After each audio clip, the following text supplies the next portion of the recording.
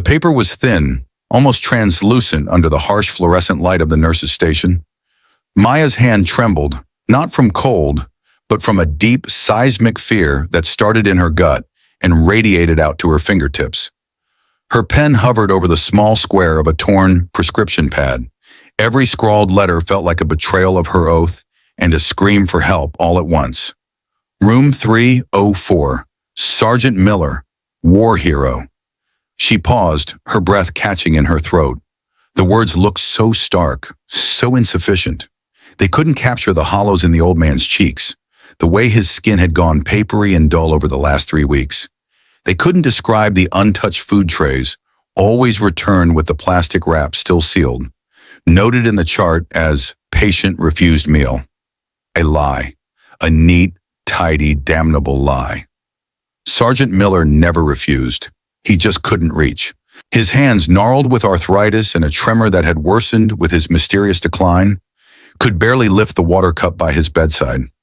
Maya knew because she was the one who would sneak in on her break, hold the straw to his lips, and watch the desperate, grateful way he drank. She was the one who fluffed his pillow and saw the flicker of the man he used to be in his clouded blue eyes. The first week, he'd told her stories.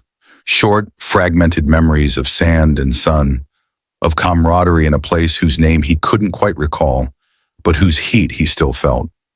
He'd been a decorated soldier, a man who had faced down threats far greater than a hospital-issue Jell-O cup. Now he was fading away in a quiet room at the end of a long, polished hall, and no one seemed to notice, or no one seemed to care. They're letting him starve. She wrote the last line, the ink bleeding slightly as her pen pressed down with the full weight of her conviction. It was a monstrous accusation, the kind that could end her career, but the alternative was watching a good man wither into a statistic. A quiet, dignified death, the chart would say. Malnutrition secondary to age-related decline. Dr. Evans, the hospital administrator with his cold eyes and even colder smile, would sign off on it without a second thought. Maya had tried the official channels.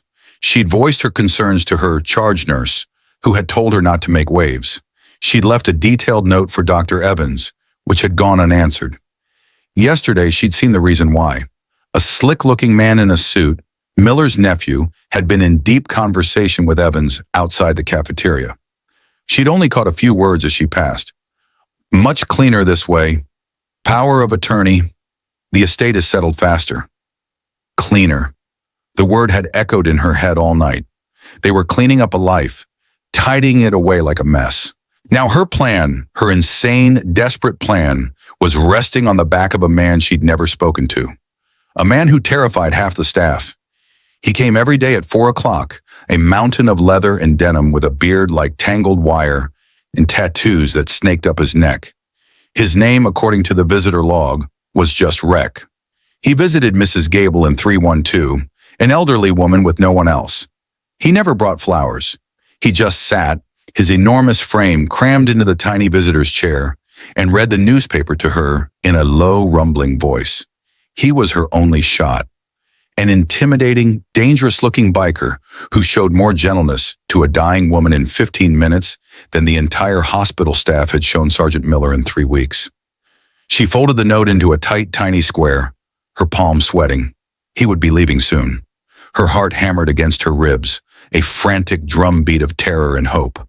She tucked the note into her scrub pocket, her fingers brushing against its sharp edges. It felt as heavy as a stone. She watched the clock. 4:28. He always left at 4:30 on the dot.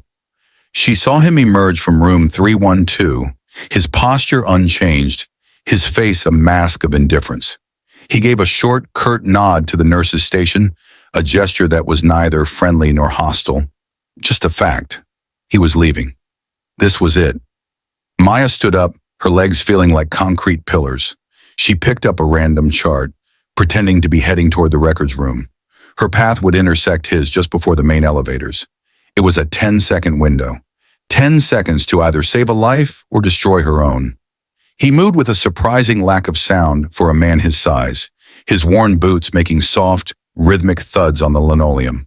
Closer, closer. Maya's breath hitched. Her hand slipped into her pocket, her fingers closing around the tiny folded square. Have you ever seen something and just known, deep in your bones, that it was wrong? What do you do when the people in charge, the ones who are supposed to protect, are the ones causing the harm? It's a question that can keep you up at night. Let us know in the comments what you would have done, and don't forget to subscribe for more stories about heroes you'd never expect. As Rec drew level with her, Maya turned, feigning a clumsy stumble. "Oh, excuse me," she mumbled, her voice barely a whisper. She bumped into his arm, a solid wall of muscle beneath the thick leather. In that fleeting moment of contact, her hand shot out, pressing the note into the hard plane of his palm. His fingers didn't close around it. For a terrifying half-second, she thought it would drop to the floor, a tiny white flag of her failure.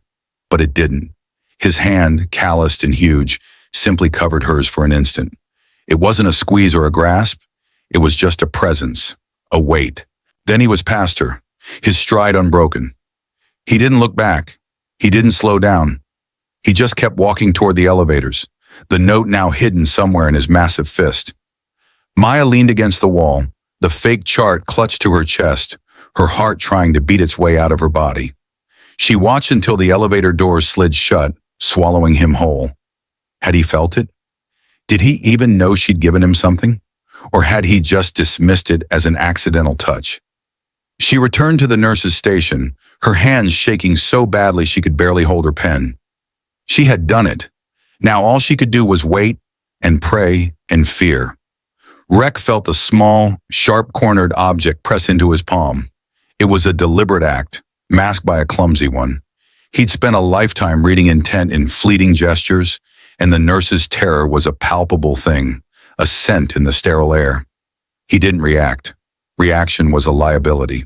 His hand, which could crush steel, closed gently, trapping the tiny piece of paper against his skin.